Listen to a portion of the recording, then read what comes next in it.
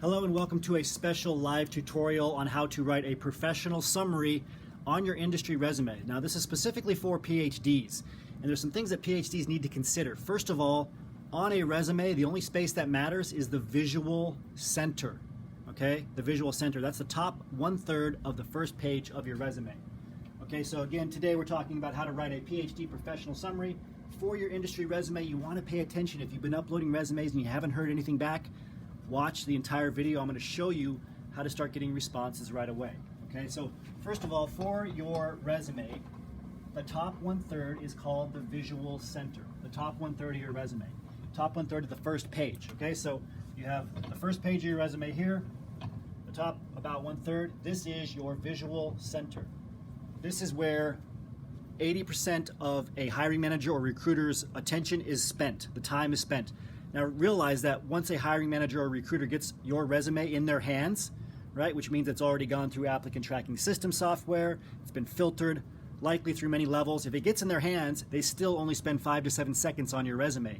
And they spend 80% of that time, so let's say they spend 7 seconds total, they're spending about 5 seconds in this top 1/3. Your professional summaries in that section. It's called your visual center.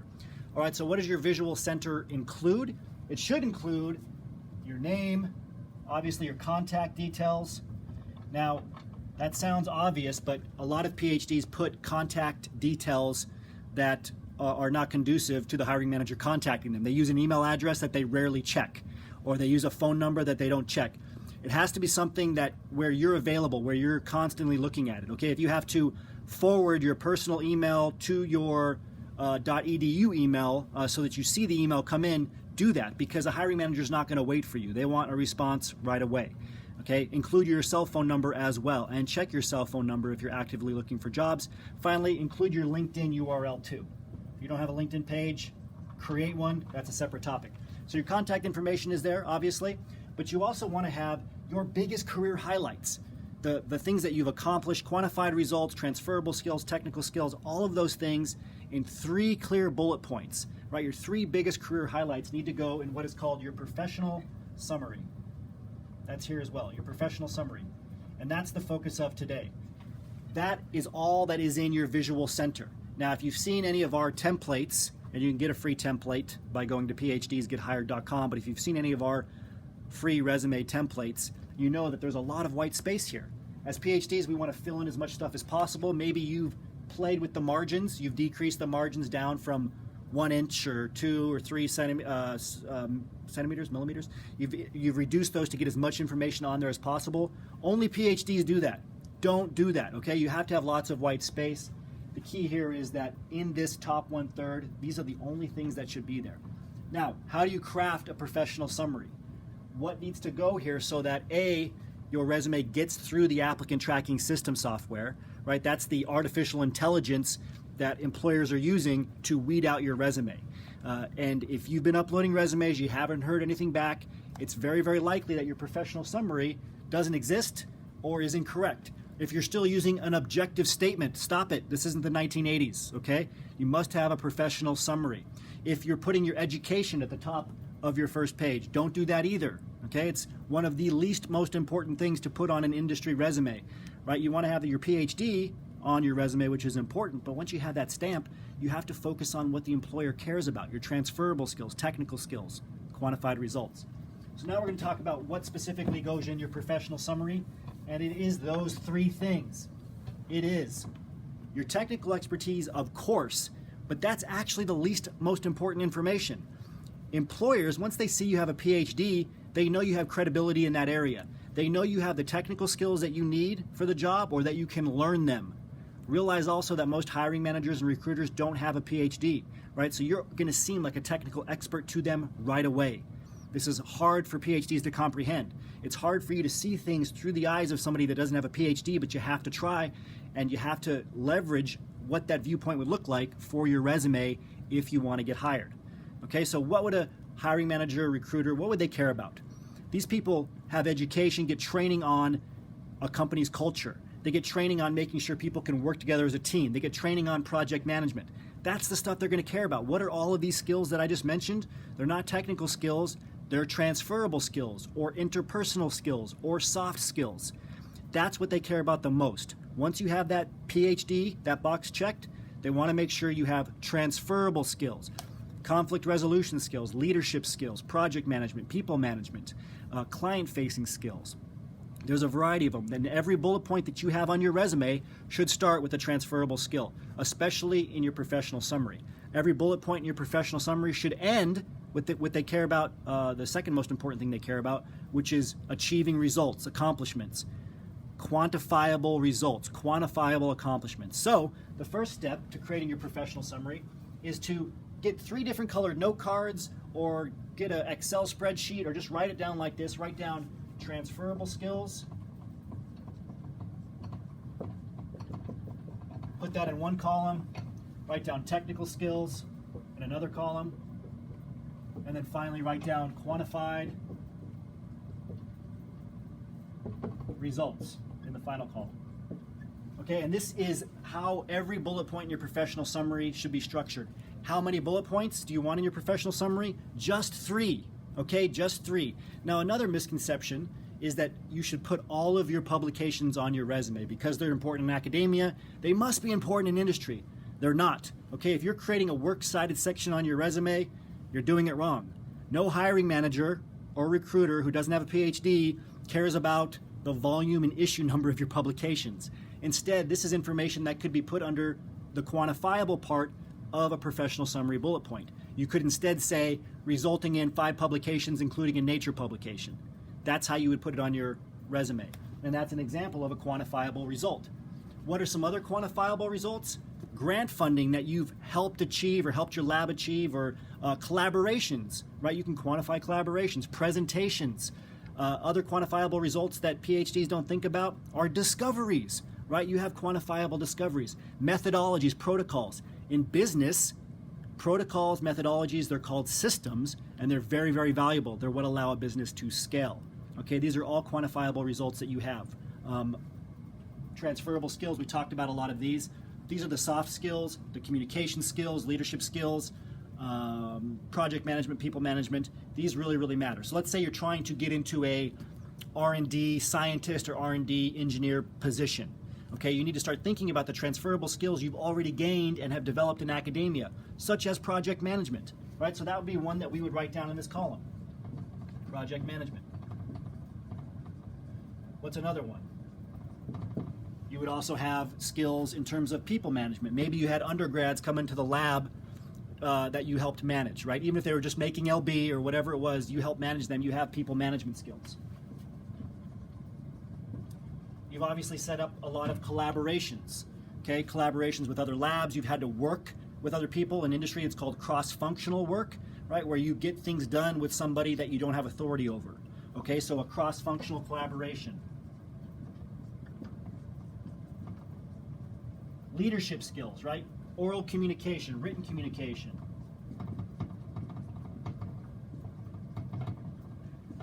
Leadership. I'm guessing if you're past your first year of graduate school, you have conflict resolution skills. If you want to learn more about what transferable skills you likely have, and you haven't thought a lot about it, just go to Google and search Transferable Skills ebook, Cheeky Scientist. There's our free ebook on the top 20 transferable skills for PhDs. Technical skills, this is easy. This is just your expertise, right?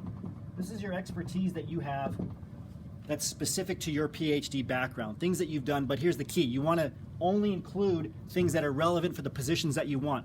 Try to identify the top 2 or 3 job titles that appeal to you the most.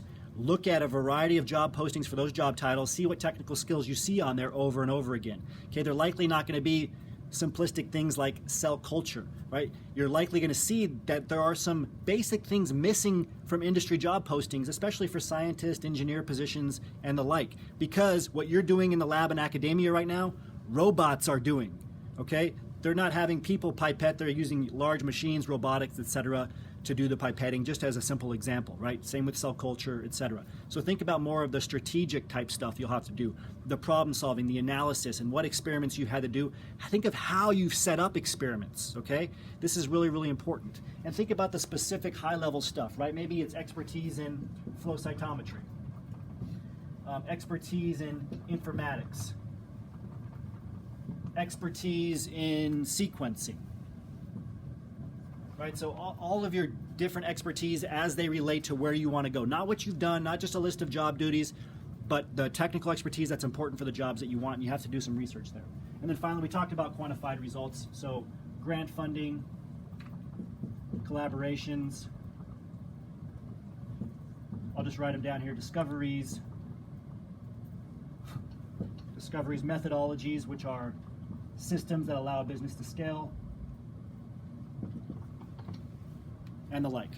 Okay? So now let's bring it all together. The last phase here, once you have your chart, once you have your colored note cards, you can start mixing and matching them to make the best career highlights possible. Now, your professional summary, it's only 3 bullet points. So you have to narrow down all of those things that you wrote into the best 3 career highlights possible. That is your professional summary. So we'll use a different color here. You have 3 bullet points. Right, so as an example, you would say project management and skills. And then we move to the technical expertise, which is simply just using the word and expertise in chem informatics. Now, of course, this would have to be relevant to the positions that you're applying to. Now, so what, okay? How do you get to the result? Always ask yourself, so what, at a bullet point. That's how you will know whether or not you have actually ended in a quantifiable result that matters. A lot of people will just end with this, right? You've probably seen a lot of resumes. I'm guessing on your resume, you probably have something like enthusiastic worker, right? With cell culture experience, right? Some skill that's not even relevant to the position. And 10 years of experience in XYZ. So what? What did you do in those 10 years? Right? What did this expertise allow you to achieve? You have to have the resulting in section. And the language you want to use is simply that, resulting in.